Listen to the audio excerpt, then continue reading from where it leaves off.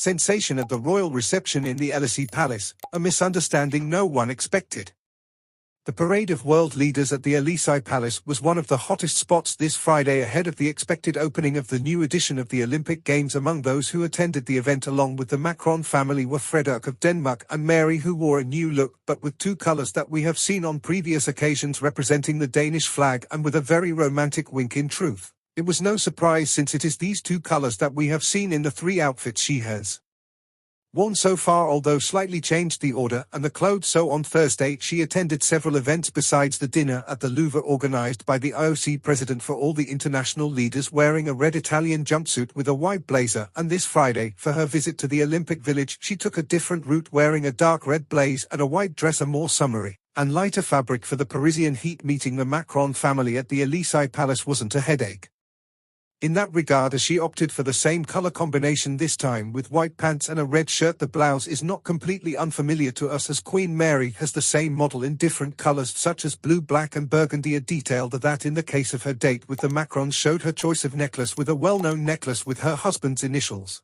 and another with her own initials much larger. The King and Queen of Denmark received a very warm welcome from Emmanuel and Macron, who were waiting for all their guests on the red carpet laid out in the main courtyard. There they also met the King and Queen of Belgium, with whom they posed before greeting the French President and First Lady. The moment with the four kings together showed that Mary of Denmark wasn't the only one who went corporate. Prince Alberto's wife, Charlene, wore white to symbolize the Monegasque flag. Since Prince Albert has been out of the spotlight for a while with health issues, every public appearance is scrutinized. We knew he wouldn't miss this event because of his love of sports. It's worth noting that Princess Charlene was a great Olympic swimmer, so this is one of her favorite events. Despite the fact that it was a palace reception, Charlene of Monaco opted for a monochromatic look. Her outfit was restrained and ostentatiously white.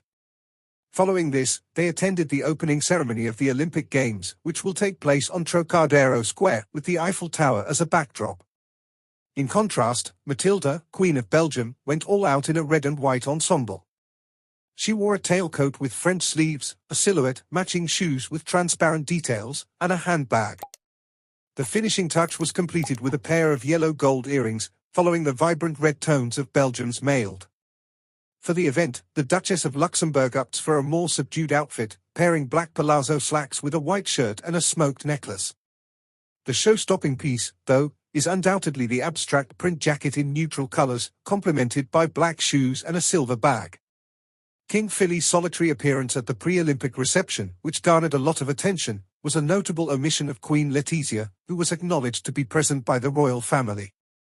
The procession of world leaders at the UI Palace before the start of the Olympic Games turned into a real fashion show, with each participant showcasing both their dedication to national symbols and their personal style.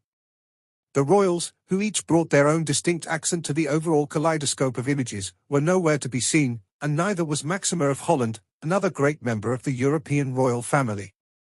By accessorizing the formal reception with a necklace that bore both her and her husband's initials, Queen Mary of Denmark, in keeping with the Danish colors, showcased her innate elegance and talent for playing with familiar closet elements. Even though she has been out of the spotlight for a long time, Charlene of Monaco made an impression in her stark white dress, which she wore to represent innocence and purity. Going out in public has brought her profile back up and highlighted her ties to the sports industry. A contrast between the Duchess of Luxembourg's choice of subdued, neutral tones that highlight her restraint and grace, and Tilda of Belgium's choice of vibrant red that represents vigor and confidence. Queen Leia and Maxima of Holland's decision not to attend a major international event has sparked questions and speculation about their personal and state priorities. Perhaps there were other factors at play, but overall, the parade served as a showcase for diplomatic relations, cultural exchange, and the power of fashion and style to express national identity and personal feelings. At the Élysée Palace, world leaders demonstrated that fashion is more than simply clothes, it is a strong language capable of conveying meaning beyond what words alone can convey.